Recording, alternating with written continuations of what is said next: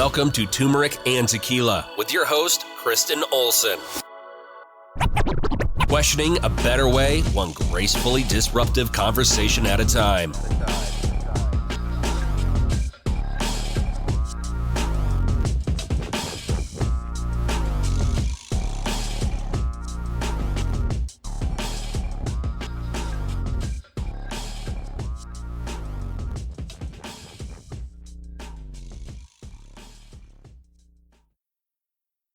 Welcome to Turmeric and Tequila. I am so excited to be here today. We have a very special guest in the house, Michael Sullivan. Yes. Welcome to Turmeric and Tequila. Thank you. I'm super excited and to actually like sitting with you and laughing with you. This is great. Hey, we're going to have a good time. You already know. Yeah. You already know. So if you watch or listen to Turmeric and Tequila, you know Connects of Connects are my absolute favorite. So I have to give a special shout out to the Claire Sobin. She is New Jersey's finest. Love. And that's how I know Michael. We've met. Actually, Claire was walking in your show at Denver Fashion Week.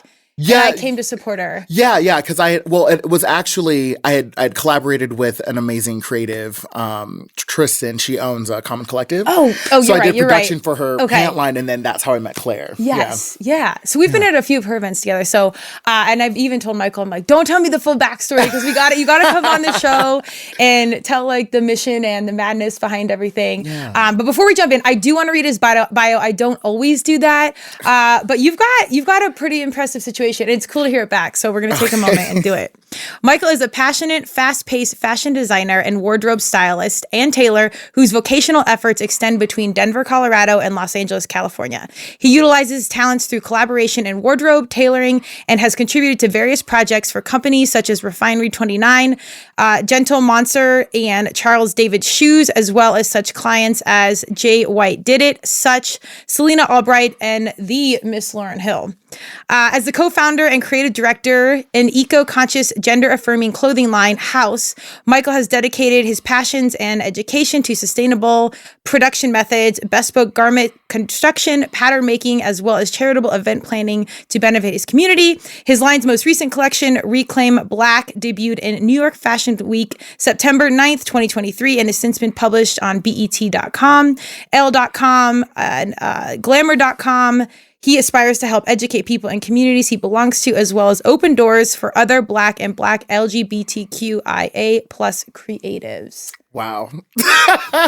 Come on now. Come on.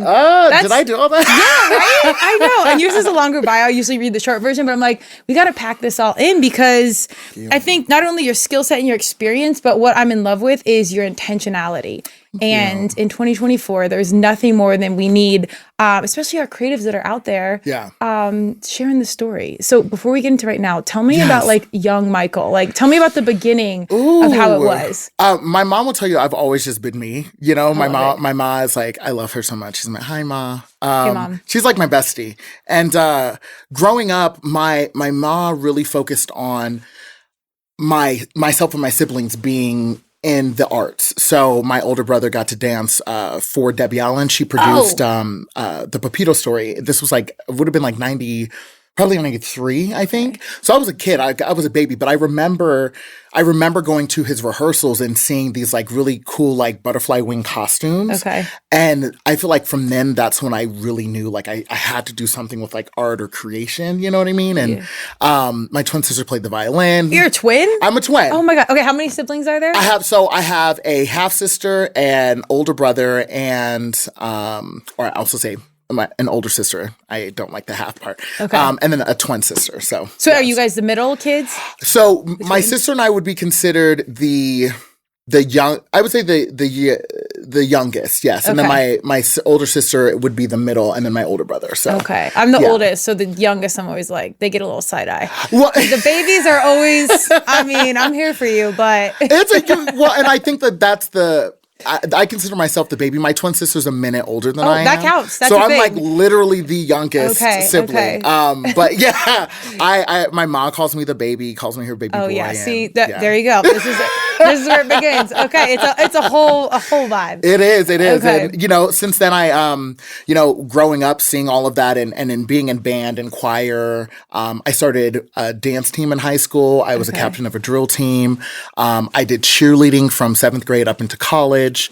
And competitive cheer. So you're doing like one the man Netflix cheer. Yeah. Not the, like the cutesy stuff, which is cute. No shade. But I was legit. definitely in the gym throwing, flyers up in the air. So, I from that time, I believe it was 8th grade, I had sat down with my mom and I said, I'm either going to go to Arizona State University and I'm going to study forensic pathology, or I'm going to study design and fashion. And I had read some article and it said people start to smell like dead bodies if they work with them. Oh, because pathology, you're just studying diseases and all that. So that was an easy pivot for me. so that's like turmeric and tequila right there, man. Those are it's like beauty and death. Literally. Okay. Well, and I think it's all kind of beautiful, right? Yeah. Just the cycle of life. So I from 8th grade, I decided to do design, and that's what I've focused on since. I started sketching, taught myself how to sew in high school.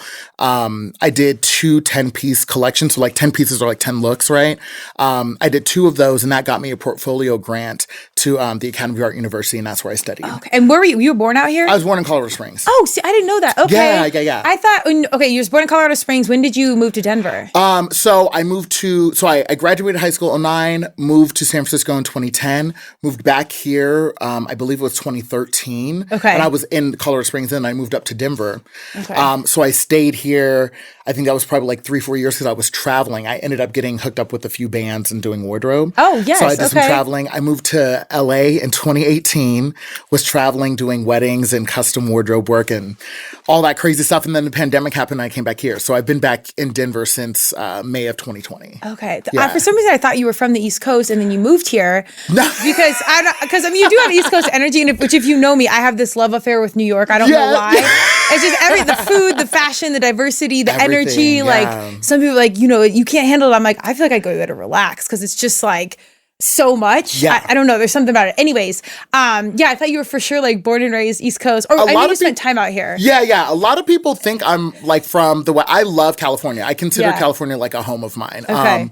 But ever since I grew up, people would be like, you don't seem like you're from here. And I'm like, oh, okay.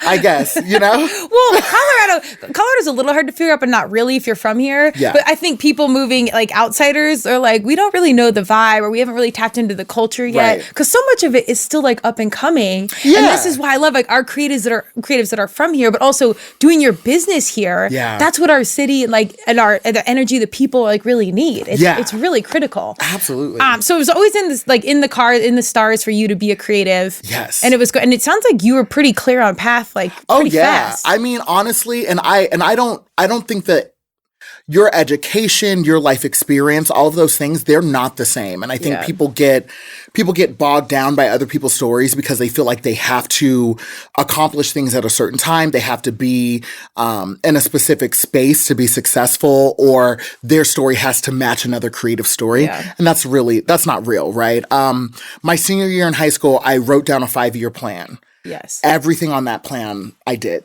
Every single thing. It was from starting my clothing line and, working in wardrobe. I did every single thing on that list.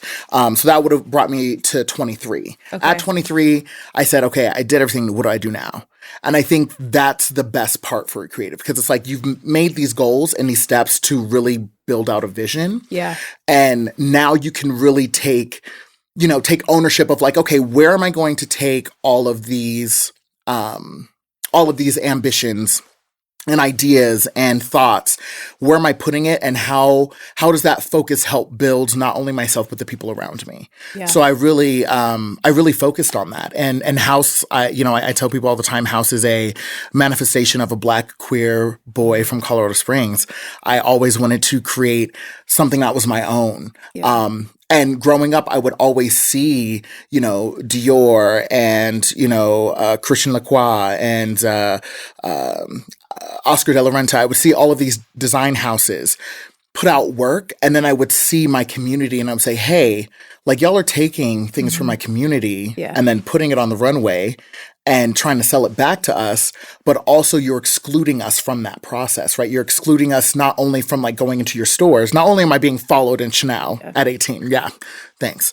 Not only being followed in these like stores that I've admired for so long, but you're taking our style, our grace, our attitude, our influence, and you're trying to give it back to us. And so HAUS was like, no, I want to reclaim that. I want that to be, it's us. It's us who create the trends. It's our street fashion. It's our self-expression. And I, especially when it comes to Black, queer, and trans people, I want people to really focus on like, no, we have had so many contributions through fashion and politics and civil rights and all of that. So let me embolden that into what I do and let me build a team that represents that as well. Yes. You know? And I was reading through your stuff. I love that HAUS is honoring art. Unifying souls. I'm like, oh my God, I'm in love with that. And time out, is there a Chanel in Colorado Springs? Okay, I was like, am I missing this? So my twin sister's name is Chanel Monet. Oh, so okay. Yeah, so my mom is, she's the curator of that. But I love it. We had turned 18 and we had went to Las Vegas with my ma, and Chanel and I went on the Strip and we went to the Chanel store, and it's like something we had always wanted to do. We had never been in one. And so we walk into the Chanel store, and from as soon as we stepped through the door, we were followed. Mind you, we're like 18. When I say followed, it's the woman working behind the counter plus like a security guard at the door. Okay. And so I say this, and I want to throw this out to all of those big design houses. It is important for you to understand that I am not the average shoplifter. The average shoplifter is a middle-aged white woman. Yeah.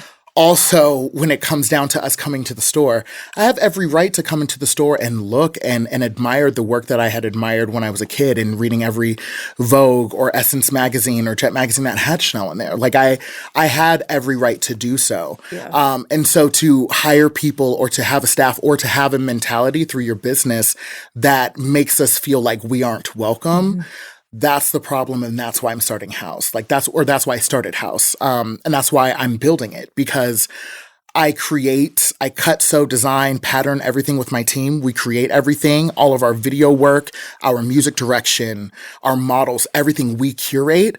And I want people to see like, no, this is us. Yeah. Like you take from us. Yes, you have great skills, but we have great skills too. So, I just wanted to throw that out there because Let's go.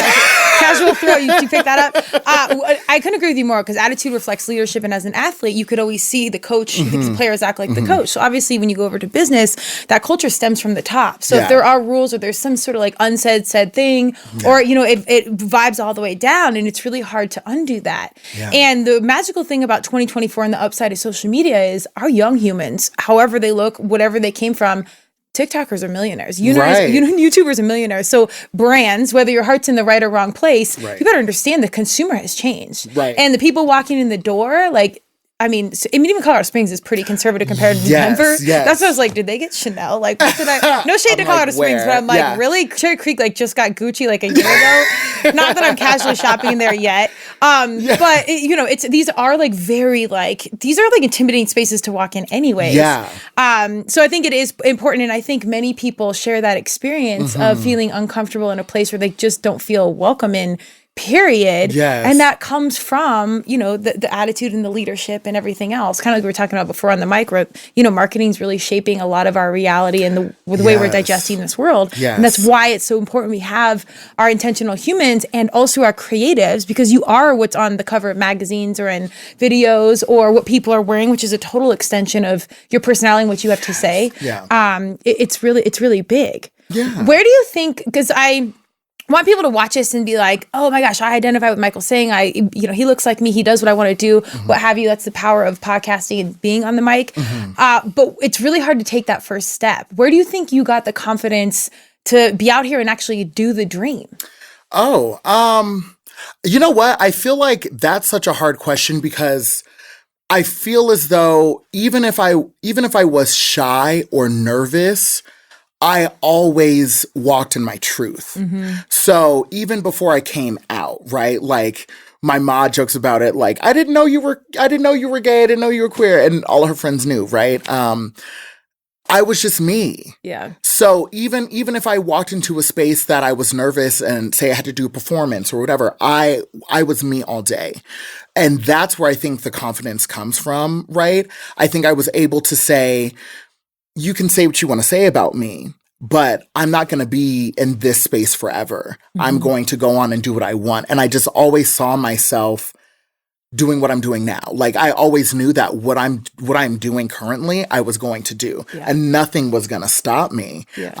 And I really, I mean, I did struggle a lot. I had an eating disorder in junior high school into high school. I was self-harming.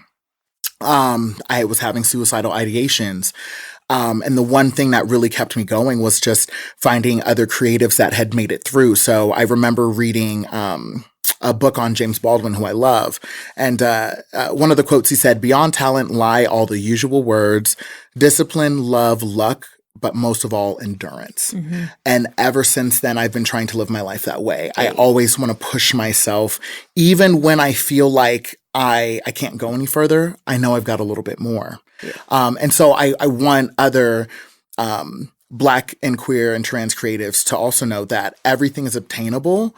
You just have to really set focus on where you want to go and where you want to take that, and build the ecosystem around you. Build the people that support you and believe in your dream, you know? Absolutely. And that's where I think confidence really came from. It was not only seeing myself where I am today, but also being like, no, I want to open the door for other people to have that too. Yeah. You know? That's a huge responsibility, though. I mean, there's with power comes responsibility. Yeah. Some Marvel, I don't watch Marvel, but it's one of those Superman or something. I don't know. Madonna. Anyways, yeah. No, I love that. One of my favorite quotes, Madonna's, "I didn't start singing because I had the best voice. I started because I had something to say." And I always had like that, never the best, but just play the long game. Like just keep showing up, and even if they're better, stronger, faster, they can't outlast you. Yeah. And we've tested those limits a few times with knee surgeries and stuff, but I think that's so critical that somehow it was I like that you said it was before you were born, like it was kind of always there. Do you feel like your mission's bigger than you? Always. Yeah. Like, and I'm a spiritual being. I see myself as a two-spirited person or dual-spirited person. The construct of gender has always been super weird for me. Yes, I was born male, but I've never focused solely on just my gender. I've focused on what my spiritual feeling has been, and that's just equal parts, right? And urban religion and spirituality and things that I practice. I just know that I am a part of something. I'm a part of the story my ancestors are telling and had told. I'm a part of your story, even though our lines, timelines kind of like, do this or whatever the case is, vice versa. So I do feel like it is bigger than me. I also feel like I can't move forward in life without leaving doors open. So instead of people trying to get a seat at the table, I'm trying to build a house, and I'm going to fill it with as many people who really support me and vice versa, and believe in each other and themselves as much as possible. Every nook and cranny is going to be filled with queer and trans and Black and brown and women and just like everyone that really has something to say. So I've just always felt like my idea, my mission, my goals in life are not just my own. They're the thoughts of my mother. They're the ideas of my grandparents. They're the kid who's sitting here watching this podcast like, damn, hopefully I can make it, or hopefully I can do it, and I just want you to know that you can. Amen. There you go. That's really beautiful. I think I'm such an advocate. Well, mental health and community is the podcast, and the base of it, and that stems from individuality. Like in our world, in our culture, like everybody, it's kind of how we form meaning. Like old school philosophy, reality is nothing more than applied meaning. So we're applying meaning. This is water bottle. This is microphone. So we like gender and this roles and that. Like that's kind of how we digest society. And I think that's where like that mental health conflict comes in, because nobody really fits into all these boxes. Yeah. But you don't even sometimes you don't even have that conscious thought of like, why do I feel uncomfortable? Why do I feel like I don't belong? Why do I feel like this? It's because we are so conditioned to think to be a certain way. Yes. And the reality is nobody really, like our individual, angles, like that's why we were made. Like whatever you believe in, God, universe, Madonna, like wherever you came from, like that you have these gifts, like you're not designed to stick into these little things and be a soldier. So I'm a business nerd, so I love like the business side of it because we're taught to do all the formal things, and then you get into like corporate world or whatever. Hence, I'm an entrepreneur. I never fit in that, but you don't fit in, and like people wonder why they're so unhappy. And I'm like, what? Are you doing your purpose? Do you like this? And they're like, no. And I'm like, okay, well, you don't need to go to therapy. I'm an advocate for that too, but like, just go do something that brings you joy, as simple as that sounds. Yeah. But you're also not serving the world if you have these gifts and you're not using them. Right. But it's really hard to live this alternative, like challenge status quo. It's really hard to live outside the lines. Well, and speaking on like a business aspect, right? Like I had taken business courses before I moved to San Francisco. So I graduated in 2009. I took a few business courses at like the local community college, and when Pikes Peak Community College was a community college, right? I think it's a state now.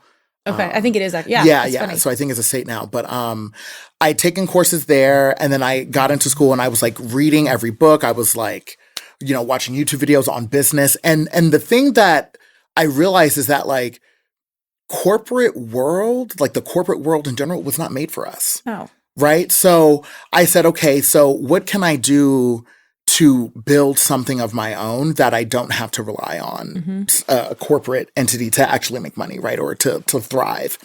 And so I really sat down and I came up with like a game plan, and I reached out to this grant, and then my college two of my college friends, Lindsay and Shatar, we, started HAUS together, and, Lindsay put some money in, and like, Shatar put money, I put money in, and we did sweat equity, whatever we could. Yeah.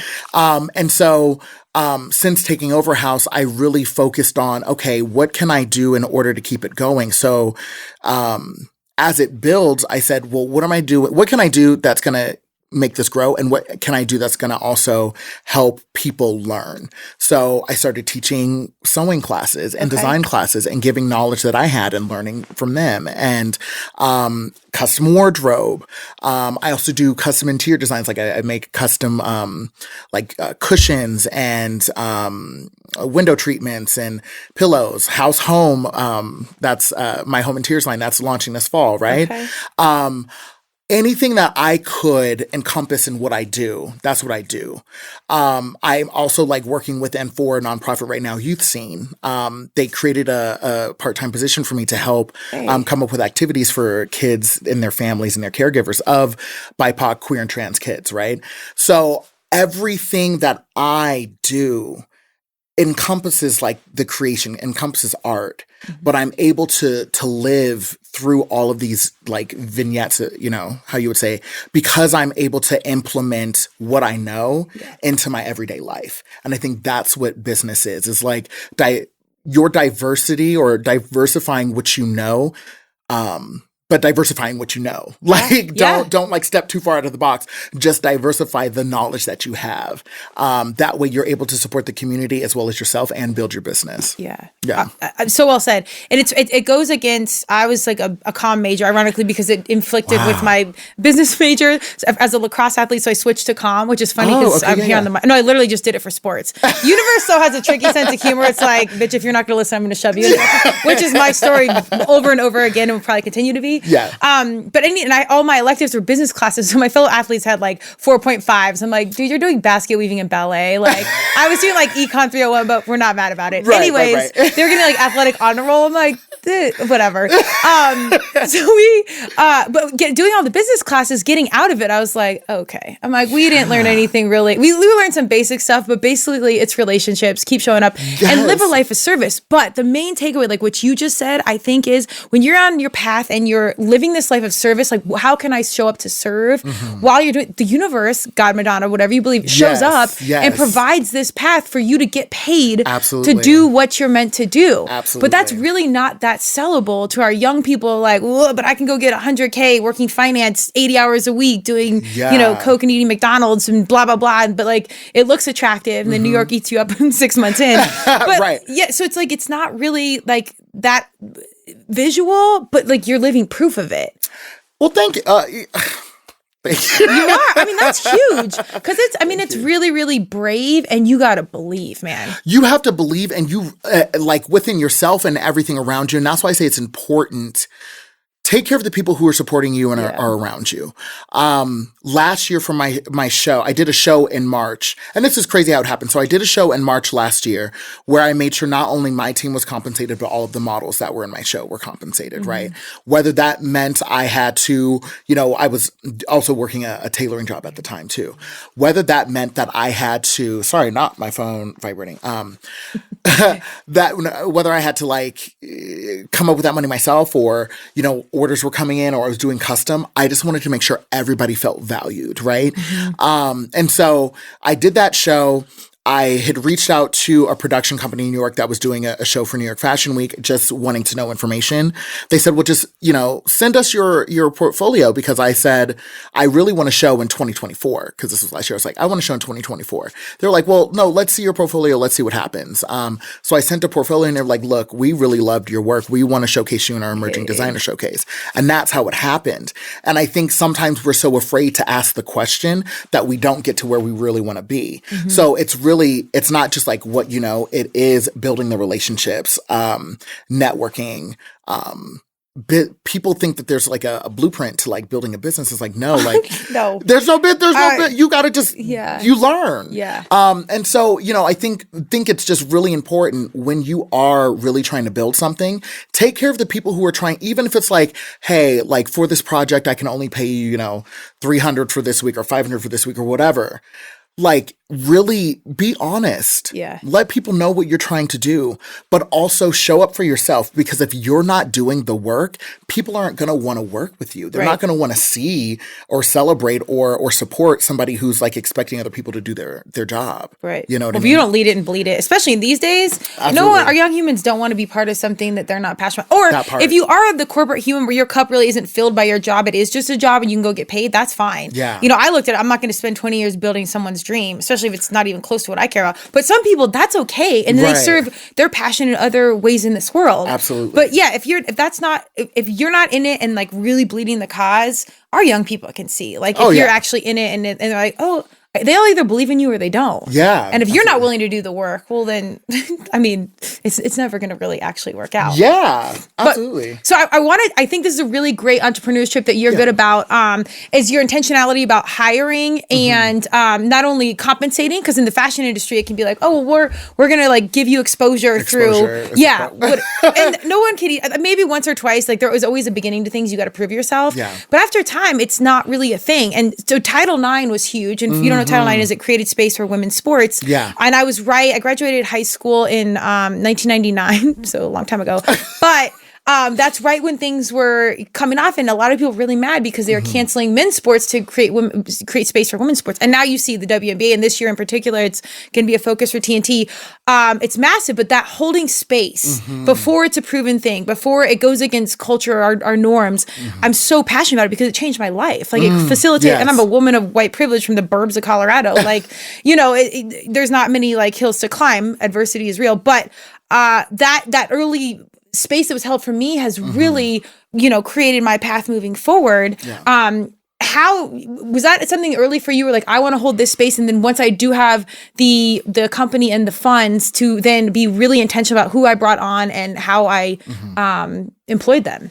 Yeah, I mean, I truly agree with that, because I think for me it was, even at the beginning, when we were just putting in money that we had, or, getting orders or whatever the case was, it was, how can I really support? And there would be some times where people were like, don't worry about it.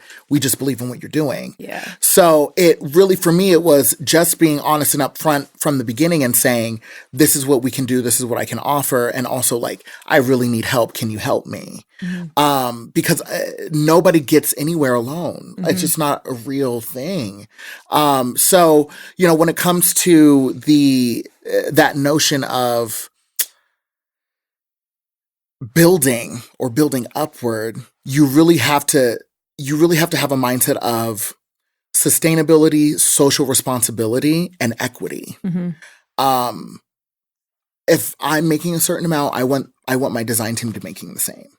Like, I don't have this like, oh, well, I need to be making more because I am this, and a third, right? I just want us to feel equitable through everything. Yeah. And then if you're also thinking about, what your mindset and your business is, for me, I really just took sustainability and social responsibility, and I wanted it within my business. And whether we're like sourcing fabrics or materials, a lot of what we source, they're sustainable materials. We only do small batch production. We do everything in house. I really am trying. I mean, I recently met an amazing textile designer who's making textiles for this collection. So we're doing like custom textiles and really just focusing on how we are impacting the environment we live in, but the environment that people are working in. I think that goes hand in hand with what you were saying, because for me, that's all I could think about was how can I create a safe space? How can I create something that really is going to have longevity? And my design assistant, Michael, a couple weeks ago said, Michael, a safe space is not just your job. Yeah. It's the job of the other people involved. So when you're finding people and you're looking for people, they need to be in that same mindset of creating a safe space for everyone involved. I think that's the only way you can thrive, especially now, is like making sure that everybody feels welcomed and saved and honored in a way, because we're all here doing something that's bigger than ourselves, giving back, Absolutely. Well, that energy is really real. And it is 2024 and 2025 and moving on. That I think that's going to be bigger than ever, entering in with this non-ego and like just setting the tone of like we're all paid equally. That changes the tone and everything right off the bat. Yeah. And being a longtime athlete, I was always coachable to a point until like, the ones I felt like they didn't believe, then I didn't believe, then I was out. And there was no faking it. And that's cost me significantly. I wish I could fake it more and professionally and athletically. But the reality was like if you weren't in it, I don't want to be part of it. Right. And my best coaches are the ones that were most impactful for me, are the ones that cared. I could feel it and they would show up and there wasn't ego. And it was just like, I'm not the perfect coach. I'm not this, but I'm here for you. Like, what is it that you need? And that's always the leader that I've tried to be, is like, I'm not going to tell you I have it all figured out or that I know the rules, and everything's so fluid, especially right now. Like there's really no rules to any game. But showing up and being really intentional with your humans and setting that tone of like, here's the team, tell my team I want to build, and this is how we operate just by doing it. Yeah. That's like the new business culture. I hope, Target leans that way, and, Kellogg's and Coors and all these big guys, because that's what and that energy trickles down, and that's like the mental health and everything else. Do you have any suggestions around like mental health? And we'll get into coaching in a second, so I want to talk about that. But like mental health strategy that you did, like meditation or creating, I'm sure is part of it. But anything you did that it's like, this helped me stay on path? Yeah, I always say mental health looks different for everyone, right? And literally working with a nonprofit focusing on the mental health of queer and trans kids, I find there are multiple things that I do. Meditation is one of them. Again, like I said, through your urban spirituality, I always have I commune with my ancestors. I meditate and I thank them all the time. I also have learned that it's okay to rest. Productivity can be toxic. So, if I'm working 7 days a week and giving all of my energy and my time, I'm not giving my best. So knowing when to say, okay, take a break, or, turn your phone off. Let people know you're not going to be responding to emails for the next couple of days. I also love getting some fresh air. I've gotten really good at like planting things. So, plants? Like plants. Okay. So like a garden or something? I call it my in-home garden. Like I have so many plants because I do like to go outside. I have a tomato tree growing right now, or tomato plant growing. Oh, yes. Okay. But this is the first time ever, and I really feel like it's either like, that ancestral energy coming through, or just like me being in a good space. But every plant that I have is thriving right now. Hey. So it's plants are energy. Plants are energy, yes. Right? So it's like, and every single one is just like flourishing. And so I just take that time to be patient with them, right? And like checking on my plants, that's another thing. And then I also I could sew for 12 hours a day. Okay. Sewing calms me. It's meditative. I think that, finding your mental, also I see a therapist. So, you need it all. I didn't start. And that's another thing for black and brown people. We really have not had the access to mental health. And so I'm hoping that, I know that through healthcare and through Colorado, Connect Health and things like that, there are services that you can get through mental health. Mm-hmm. Also, Research Youth Scene, they offer a lot of clinical services. If you are, BIPOC and queer and trans, there are some mental health services out there. But having that has also helped me because I didn't start therapy till I was 29. Okay. I just turned 33. Literally on Sunday. So happy birthday. Thank you. Let's go. Yeah. So I think that's the other part is that finding what works for you, it works for you. Mm-hmm. It's not going to look the same, but I also try to find little things throughout the day that make me happy. I love a traditional macchiato, shots with foam. Yes. Okay. And I honor that macchiato. It's that small place. Yeah. And so you just have to find those small things that make you happy too, I know that's right. I'm here for Gucci loafers and stuff. But sometimes, no, I'm serious. Sometimes the littlest things when it's at your place, at your moment, it is the little stuff and life moves fast. Yeah. Yeah. Did something make you pause? I've always had injury, universe is you're not listening, ACL. Okay, let's talk about that because I think when you say, okay, universe, I'm ready for the change, angels, I'm ready for the change, your entire life is just dumped onto the floor. And I've had that happen a few times. But I've gotten better at realizing no, I am ready for the truth. Just let me stay in a space to learn from the lessons that I didn't last time, right? Yes. And sometimes that's hard. I think that for the conversation, I'll keep it a little light. There were a lot of things that I went through and I started to witness, and just being a black body on this planet, there has just always been, it always feels like I'm under attack all the time, and being black and a queer person, right? Just always under attack. And so I had to really sit down and think, well, if I feel like this, so many other people feel like this. So if I want to help, I need to be at my best. And if I want to help myself, I need to be at my best. So I'm learning how to treat myself better, and that allows me to treat others better. Absolutely. So I think that's where that pause kind of happened. I just started to see whether it was we lost 32 or 33 Black trans women last year to violence. Just seeing all of those stories. Yeah. It's more than heartbreaking. It's eye-opening, because it truly means that people aren't really understanding the value of my life or other people's lives because they don't want to. Mm-hmm. So I have to create a space where we're all celebrated. Absolutely. Well, visibility. Thank you for sharing that. Visibility is so massive. Even I think. When did Pose, this is going to sound basic, but Pose came out 5 years ago with Billy Porter, and just seeing, first of all, it was Madonna and Janet and New York in the 90s, but seeing the lifestyle and the HIV and AIDS epidemic, and just being able to be pulled close to those stories and on a mainstream level, I'm this is a fabulous beginning, obviously way late and doesn't show all the angles, but it's something that's in mainstream that's opening the doors. Yeah. Because people don't know what they don't know. Right. And we're continuously learning, but that visibility is so critical. It's huge. It's so critical. And, to brave the storm or walk in your own reality and walk in your purpose. Yeah. It has to be hard every single day. I mean, you're walking outside of the lines, and yet I hope people know, individuals or anyone watching, people care so much more than you ever know. Yeah. And people are watching so much more than you ever know. Yeah. And I mean, you could walk out of the gas station, they see your jacket or the way you're kind to someone. People, especially our young people, they see everything. Absolutely. And they're inspired by so much.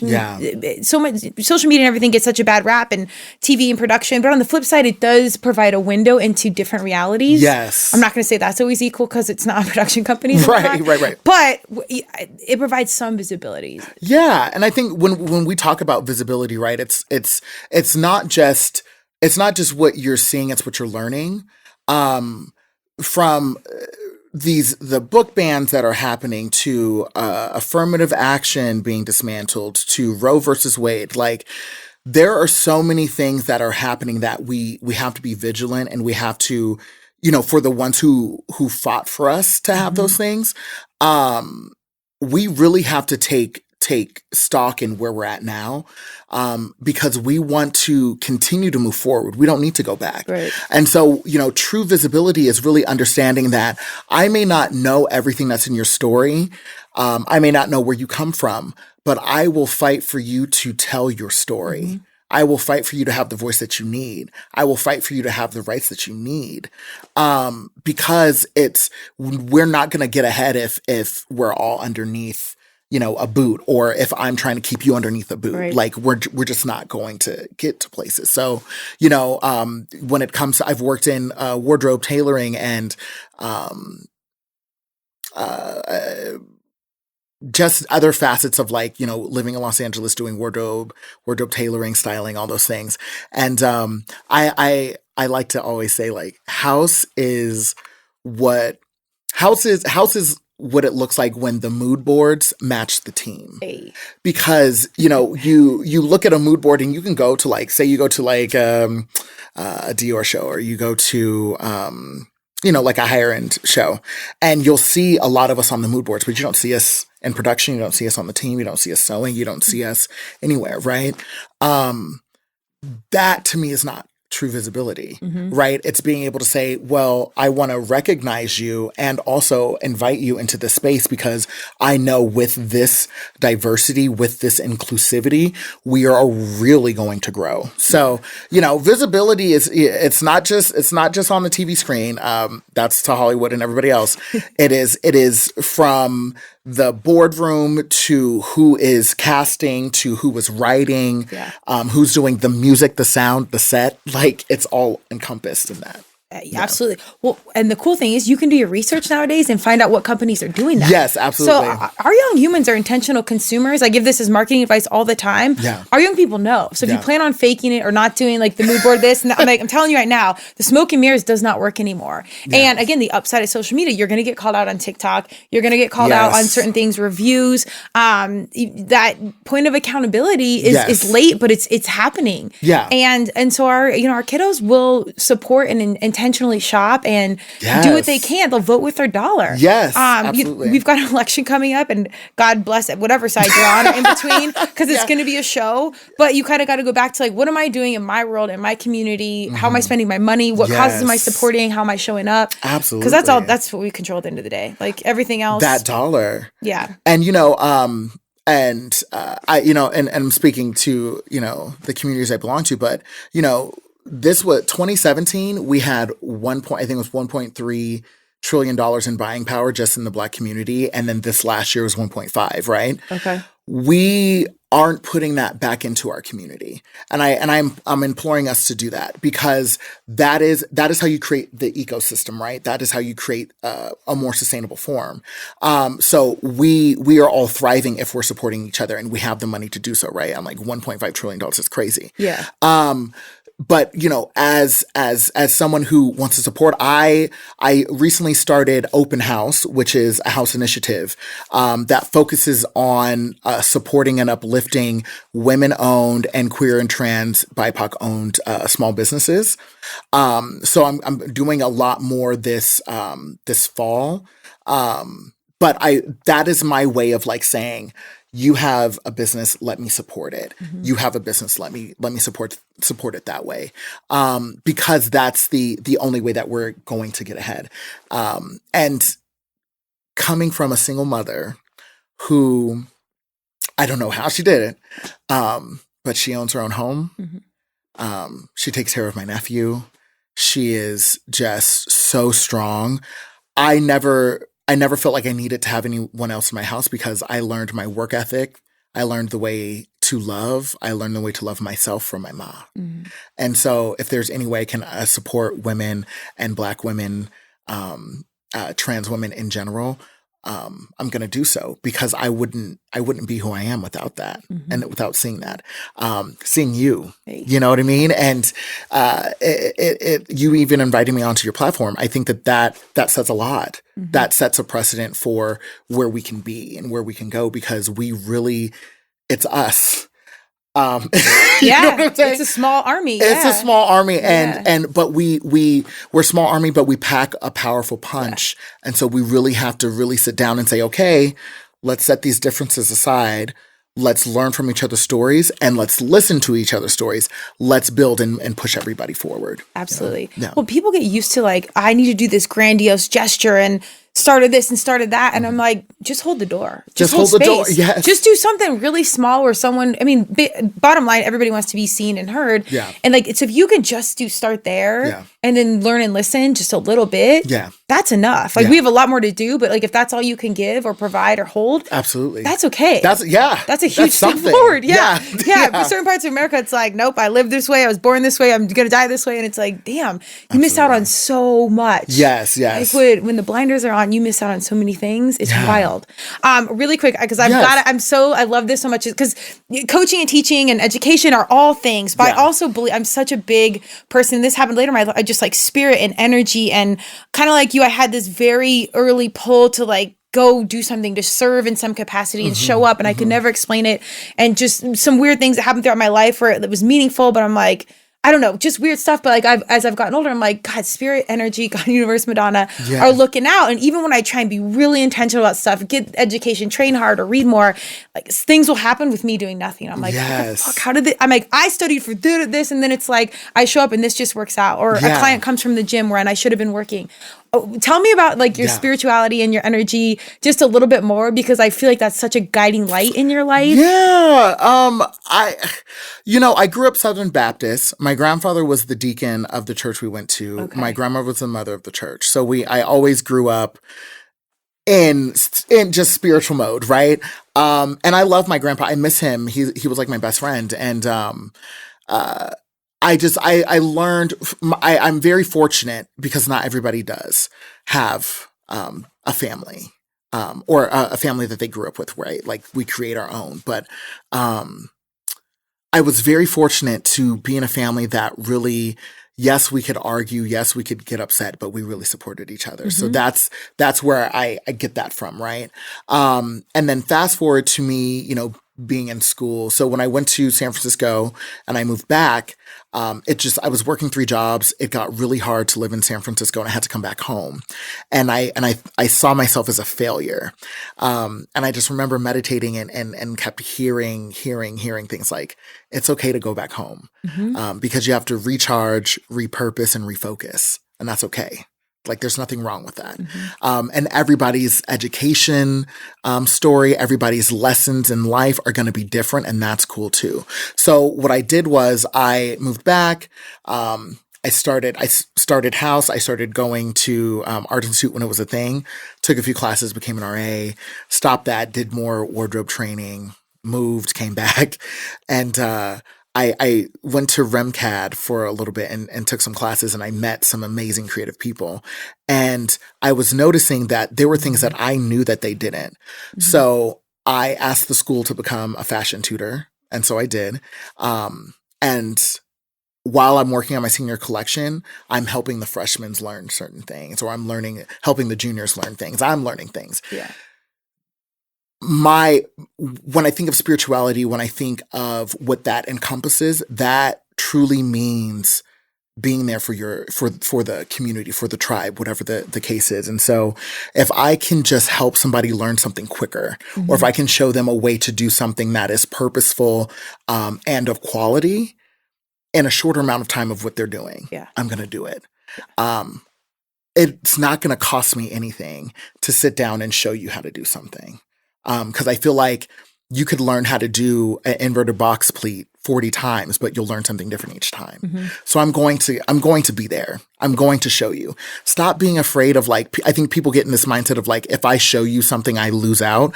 What's for me is for me, babe. And what's for you is for you.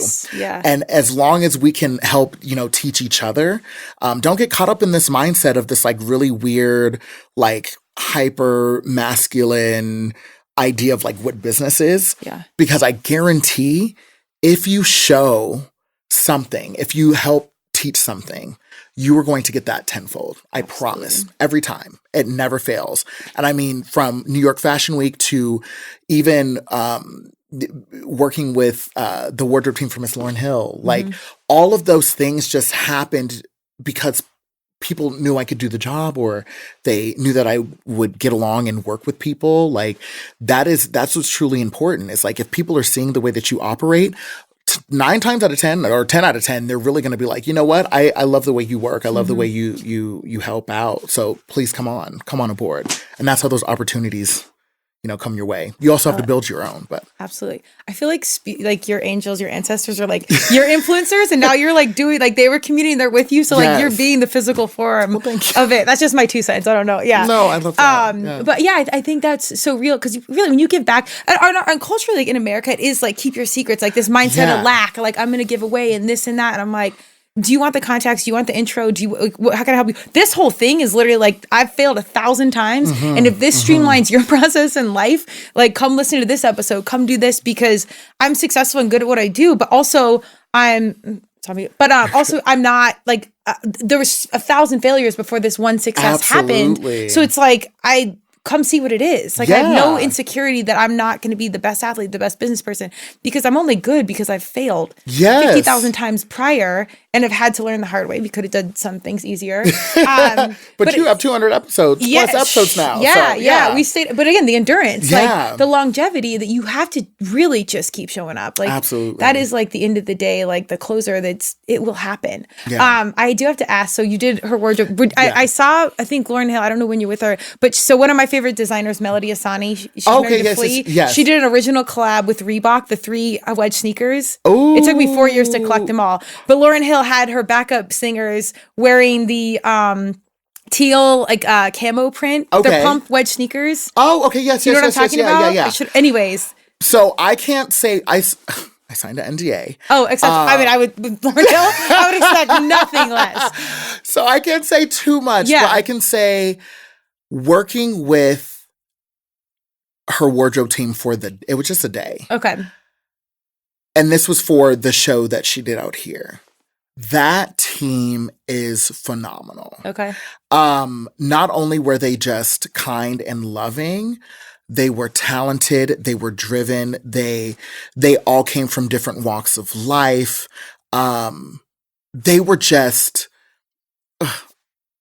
it felt glorious. Hey. And I say that because like, those moments people say like, when did you know you made it?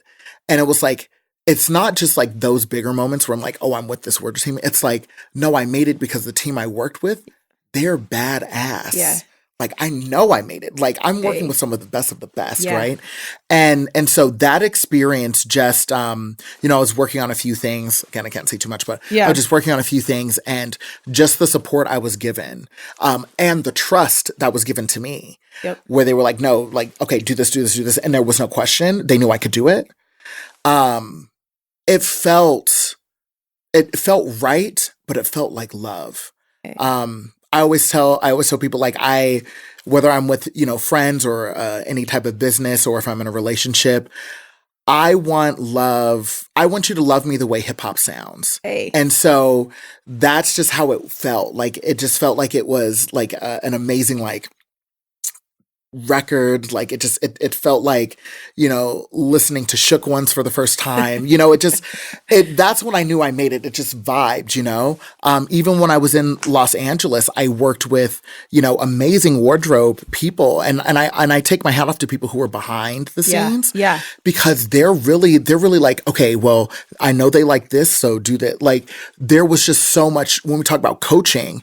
It was really like giving you the gift of the game, right? Like, or being able to say, they don't like this, or, they may not like this. So like, if you're going to do it, do this version and this version. It felt so communal. And for the first time in my life, I had seen people who looked like me working with, Khloe Kardashian, or Refinery 29, Gentleman's Eyewear, Malik Yusuf. Like, it just felt like, damn, I worked so hard and I made it here. And I'm so thankful to my ancestors. I'm thankful to, just, God, angels, ascended masters, I'm just thankful. Because I worked diligently, I worked hard. Yeah. And just to see myself, I don't need people to really know my name all the time. I'm not worried about that. But just to be surrounded by people who are just good at what they're doing. They perfected their craft. I'm thankful. The best of the best. The best of it was. I feel like that's exactly what Lauryn Hill would want you to say, the way you just said it. So like, Indy or not, she's like, this is love. This, I feel like that would have been like her brand of like, here's what you say, go repeat this. You nailed it. No, I think that's so real. And there's such a thing in life that took me a while to really understand. When I was in these corporate environments, whatever, and it just felt so out of alignment. I'm like, I don't belong here.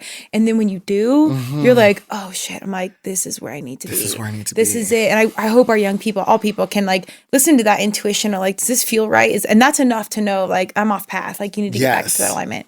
I have a million more questions for you, but I will let you go. But I just want to know anything else you want to share about HAUS, the collection that's coming out. Where do we find you? Yes. Like give us the good deeds. Okay. So the collection that my team and I are working on, it's called Then and Now.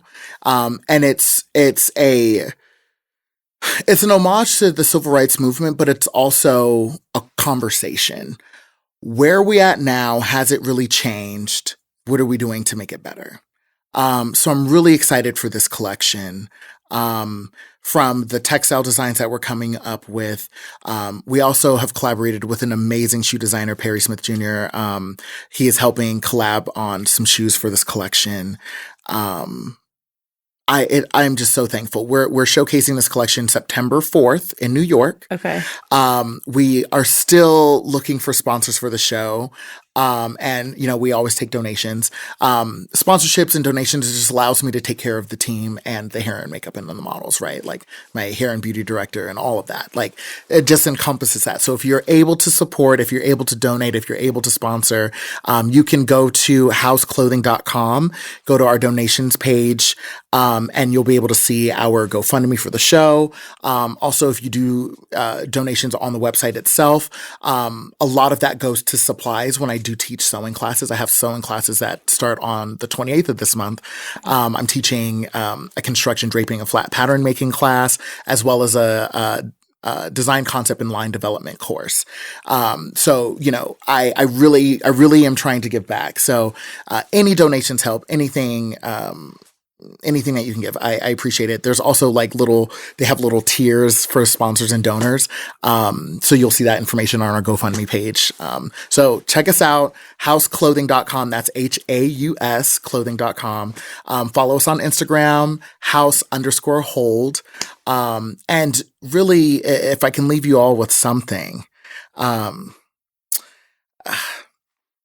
one of my favorite artists, Francisco Clemente, he said, if you doubt the morality on the way things are produced, you will be unable to believe in anything. So truly, don't doubt the hard times. Don't forsake your good times. Really listen to what's being taught to you through what your hands make, through what your ancestors are saying, through what people around you are saying. Really focus on your craft and your craft not just being what you do, but who you are. So focus on that. Love yourself. Don't be so hard on yourself.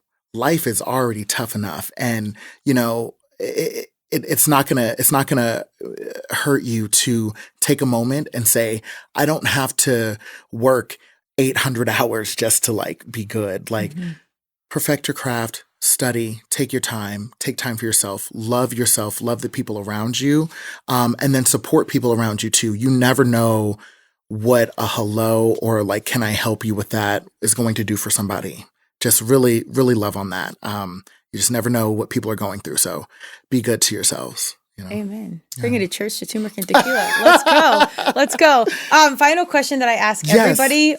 Wait, before we do that, we gotta put this in your, what are your dream sponsors? Put it out there. Oh, my dream sponsors. Let's go. Beyonce. No. Hey, okay, let's go. All right. I mean, honestly, I wouldn't say I have a dream sponsor. I would say if you feel like you align with what we're trying to accomplish, and what we're trying to build, that is my dream sponsor. Yeah.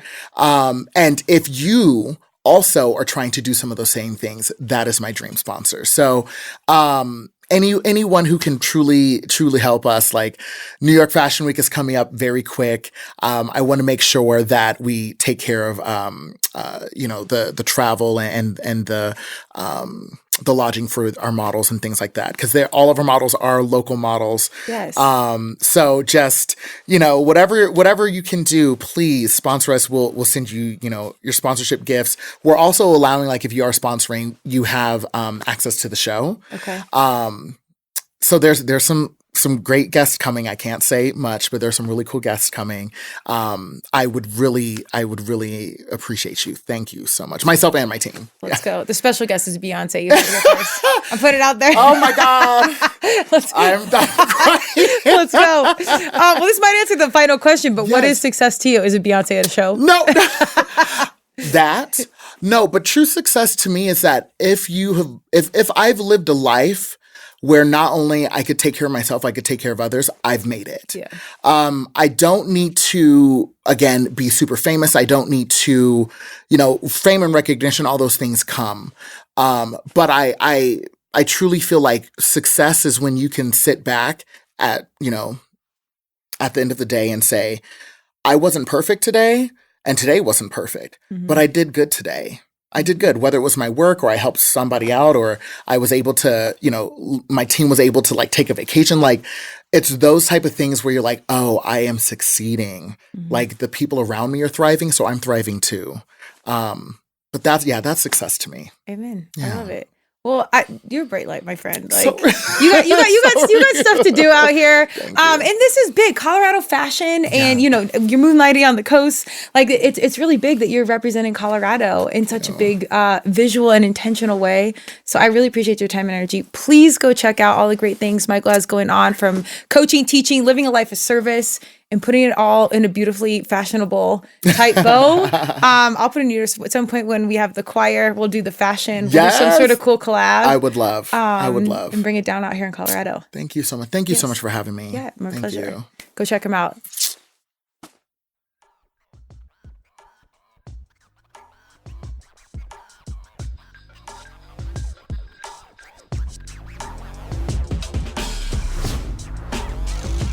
Thank you for joining Turmeric and Tequila with your host, Kristen Olson. Tune in next time, and don't forget to subscribe on Apple, Google Podcasts, Spotify, or wherever you listen.